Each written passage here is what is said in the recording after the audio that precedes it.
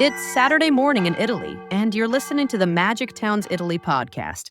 Let's dive into this week's stories. Welcome back, listeners, to the Magic Towns Italy weekly podcast hosted by Miles and Alexia. For those of you maybe dreaming of La Dolce Vita, perhaps even thinking about putting down roots in Italy, getting around is pretty key. Yeah, absolutely. There's a recent article from Magic Towns, How to Travel by Train in Italy and Save Money. It really helps make sense of it all. The Italian train system, it can seem a bit daunting maybe if you're used to something different. This article is great for getting past that initial uncertainty. Makes you feel more confident exploring the country. And speaking of exploring, our featured Magic Town this week is Modena. So what we'll do is first hit some of those key train travel tips, which are, let's face it, vital if you're planning a move or even just a long stay. And then we'll dive into Modena, looking at what makes it appealing. Sounds good. So starting with the trains, choosing the right one, the article lays out the differences clearly. You've got the high-speed ones, Frecciarossa, Italo, the fast ones connected to big cities. Exactly. And it mentions Italo often has deals, which is a good tip, save a few euros. Always good. Then there are the regional trains. Yeah, the regional L's slower for sure, but cheaper, and they're perfect for shorter trips, reaching smaller towns. The article points out how practical they are in places like Trieste, for example. Okay, now the big question, punctuality.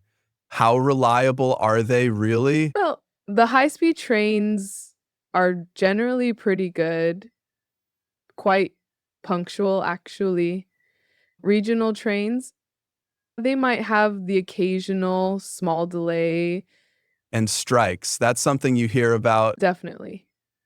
They do happen, so checking online before any really important journey is, well, Essential, but there are those guaranteed service times, right? During strikes. weekdays usually 6 to 9 a.m. and 6 to 9 p.m. Slightly different times on public holidays, but there are minimum services guaranteed. Also, just be aware services are often scaled back during big holidays. Think Ferragosto in August or around Christmas time. Right. Okay, ticket validation. This feels important, especially for regional trains. Crucial. If you buy a paper regional ticket and it doesn't have a specific date and time printed on it, Like an open ticket. sort of, yeah, you absolutely have to validate it before you get on the train. Look for the little green machines, often near photo booths on the platform or in the Station. and if you don't, you risk a fine if the conductor comes around. So just stamp it. But if the ticket already has the date and time, or it's one you bought online or an app with a QR code, Then you're all set. No need to validate those. The QR code is your validation, essentially. got it. What about seats? Do you get assigned seats? On the high-speed trains, yes, usually. You'll get a carriage and seat number. Often you can even pick your seat for free when you book online. Makes sense. And regional, Regional is typically first come, first served. just find an empty seat unless for some reason your ticket says otherwise, which is rare. Okay, some common sort of hurdles for expats. Just starting out with Italian trains. Like station locations. That's a practical one. In some small towns, the station might not be right in the historic center. It could be a bit of a walk, or you might need a bus. So if you're scouting potential places to live, it's worth Checking that distance, definitely. The Town Explorer tool on Magic Towns is useful for that, seeing exactly where the station is relative to, say, the main piazza. And connections. Yeah, making transfers, that can be another thing to get used to. Transfers are common. The article suggests apps like Trainline are helpful for planning, but always double check the platform number on the big electronic departure boards. App info isn't always 100% real time. platforms can change last minute. Good tip. Don't just rely on the app. Exactly. And another heads up, especially for regional trains, announcements aren't always loud or clear, or sometimes they're just not there. And remember, on many regional trains, the doors don't open automatically. You have to press a button. Don't want to miss your stop because you were waiting for the door. Ha, okay, noted. Press the button and be ready for ticket checks. Oh, yeah. Just have your ticket validated if necessary handy. What happens if you miss your train, run late? For regional tickets, they often have a bit of flexibility, maybe valid for up to 4 hours after the scheduled time. Worth checking the specific rules though, but a high speed is different. If you miss your specific high speed train, unless you bought a more expensive flexible fare, you'll probably need to buy a new ticket. Ouch. Okay. Finding the platform you mentioned, checking the boards, that's the best bet. Absolutely. The board is your definitive source. Look for your train number and destination. And luggage. Are they strict? Nah, pretty relaxed actually. Big suitcases are fine on both high speed and regional, and it's free. High speed trains have overhead racks and often space at the end of the cars. And regional. On regional, there might be less dedicated space, so just keep it near you, out at the aisle if possible. What about safety, like traveling at night? The article suggests high speed trains are generally fine, quite safe. On regional trains, especially late at night on more rural routes, maybe just be a bit more aware. Sitting near the front or in a busier carriage. Common sense, really. And finally, saving money. Popular topic. Key tip: book high speed tickets early. The prices go up closer to the date, like flights. And compare Italo and Trinitalia. Italo often has those promos we mentioned. The article also suggests checking Trinitalia's Eurocity trains. Sometimes they can be cheaper for certain routes. Interesting. Anything else? If you're doing the same regional route regularly, look into a carnet. It's like a booklet of, say, 10 tickets at a slightly reduced price per trip. Like a multi-pass. Kind of, yeah. And always check for discounts. Students, seniors over 60, sometimes there are special offers. Okay, so that's a really useful overview of navigating Italian trains. Definitely a good starting point. Now, let's shift focus to our magic town, Modena. Oh, Modena, right, in Emilia, which is a region known for its really high quality of life and apparently quite welcoming locals. It sounds like Modena is attracting more expats, students, professionals. You can see why. Strong economy, amazing food. I mean, it's a culinary capital and it's perfectly located right between Bologna and Reggio Emilia. Plus, it's a UNESCO World Heritage Site since 1970. Adds that cultural weight. And the birthplace of Ferrari. Can't forget Ferrari, or traditional balsamic vinegar, or Asteria Francescana, the famous restaurant. Right. And the people mentions job opportunities too, especially in automotive, obviously, and the food sector. So what's life like there based on what Magic Towns has gathered? It sounds like a really well-balanced city, manageable size, but has all the amenities you'd need. People report a good sense of well-being there. Nice. Beautiful city center, apparently good for families too. Lot to do and a vibrant sort of community feel, maybe because it's quite densely populated. And friendly locals you mentioned, that comes up a lot. Yeah, friendly people. Okay. And getting around, we talked trains already, but Modena's connections, really good. Easy train access, cross Italy, high speed gets you to Milan in about 90 minutes. Bologna's super close, like 25 minutes. Wow, that's quick. Yeah. And Rome or Naples are manageable too, usually just one change in Bologna. For flying, Bologna Airport is the closest major one. You can get there by train, plus the Marconi Express shuttle, maybe 30 minutes total. Or there's a direct shuttle bus from Modena itself, takes about 50 minutes. And within Modena? Walking or biking seems to be the way to go. It scores really high on walkability. But what about commuting from nearby towns? That's where it might get trickier. Public transport between the smaller surrounding towns and Modena might not be super frequent or reliable. The feedback suggests a car might be better Good to know. And Modena has multiple train stations. Yeah. in Modena, plus a couple of smaller ones. Okay, let's talk housing. Always a big one for expats. What's the situation? High demand. That's a main takeaway from Magic Towns, especially in and around the historic center, which means prices tend to be medium high. Yeah.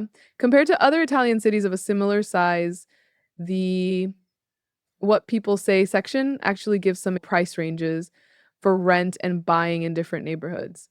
The center is predictably the priciest. What's the historic center like to live in? Pros and cons, lively, very walkable, popular with younger people, students, but parking can be tough and the buildings are older, so maybe lacking elevators or some modern updates. What about quieter areas? Neighborhoods like Buon Pastore or San Agni get mentioned as being more residential, safer, greener. Good for families, still pretty easy to bike or even walk to the center, and likely a bit more affordable than right downtown. Some feedback mentions areas like Brusiera or near the main train station feeling a bit less safe, especially at night. Worth being aware of. Sounds like finding rentals can take a while because the supply is limited. So if you're planning a long-term stay, buying might actually end up being a more stable, though obviously bigger, commitment. Okay, let's switch to quality of life overall. How does Modena score? Scores really well on Magic Towns, like 88 out of 100. Air quality is also rated highly. That's great healthcare, Good services available. The main hospital, Policlinico di Modena, is close by and the unemployment rate is low. which is definitely a plus. Culturally, obviously the UNESCO site, museums, yeah, rich history. Palazzo dei Musei, Galleria Stenzi. The climate's generally pleasant to mild winters, warm summers, though it can get properly hot in summer. And winter fog is apparently a thing. Winter fog. Okay. Opportunities for integration seem good. And there are quality schools. It's not overwhelmingly touristy either, which helps maintain a sort of calm local feel. Strong economy. Super walkable. What about internet? Ah, interesting point. The average speed listed is actually quite fast, but the Modena Expat Guide section also lists limited internet connectivity as a potential con, so it might be a bit variable depending on the specific area or building. Okay, a nuance there. Amenities seem plentiful though. Oh yeah, loads of stuff within easy reach. Shops, cafes, restaurants, parks, gyms, historical sites, supermarkets, everything you'd expect. And the food. We have to mention the food again. Absolutely. Balsamic vinegar, Parmigiano Reggiano cheese, prosciutto di Modena, traditional dishes. It's a foodie paradise from simple trattorias to Michelin stars. Shopping, markets, historic shops, the famous Albanelli market, other outdoor markets, even outlets and antique markets. I mean, plenty of choice. And green spaces, nature nearby. There are parks like the Ducal Gardens right in the city. And then further out, nature reserves, river trails, regional parks like Sidi Rocca Malatina for hiking. The Apennine Mountains aren't too far for skiing either. It's like a good balance, but every place has challenges. What are the potential downsides mentioned for Modena? Well, we touched on the internet thing possibly being inconsistent. Public transport outside the city center needing improvement in winters, while mild overall might still feel damp and chilly to some. Job opportunities are good, but might be concentrated in specific local sectors like automotive and food. What else? Tourist season can mean crowds at the main sites. Full integration requires learning Italian, which is true anywhere, really. Maybe limited nightlife options compared to a huge city. And while the food is amazing, the very specific local cuisine might not suit everyone's tastes day in, day out. And safety. You mentioned some areas earlier. Yeah, the What People Say section does mention some mixed reviews on safety in central areas. Things like vandalism or theft being concerns for some residents. So it's not perfect. Requires usual city awareness. So, summing up Modena, based on the Magic Town's intel, strong points seem to be healthcare, economy, transport links, culture, definitely big pluses. Cons to weigh are things like the competitive housing market, maybe patchy internet, some safety concerns in specific spots, and the need for a car if commuting. Okay, so Modena, viewed through this Magic Towns lens, definitely seems like a really compelling option for expats, for retirees. It's got that blend of rich culture, economic stability. Good quality of life, great location, absolutely. But as with any potential move, it's about weighing those significant pros against the challenges we've talked about and seeing how it fits your priorities. Yeah, exactly. And we really encourage you, if Modena sounds interesting, to go to the Magic Towns website, dive into that detailed Modena City profile. There's so much more data and local feedback there And don't forget that train travel article, too. for figuring out how to explore from there, definitely. So here's a final thought to leave you with. Considering Modena's mix of deep tradition and modern Italian life, what part of that blend really resonates most with your idea of the perfect Italian experience? And just a reminder, all the information and insights we shared today came straight from the fantastic resources available on Magic Towns. That's it for this week on Magic Towns Italy. You can create a free account at magictowns.it and explore over 2,000 towns, including those offering the 7% tax scheme, as well as download dozens of expat guides. We have over 200 data points per town, more than Italy's Statistics Authority itself, covering everything from property prices to schools, healthcare, crime, and more. If you want full access to filters and unlimited searches, upgrade to Magic Towns Premium. Use the code podcast for 20% off an annual plan. Thanks for listening. Our next podcast will be live on Saturday at 9 a.m.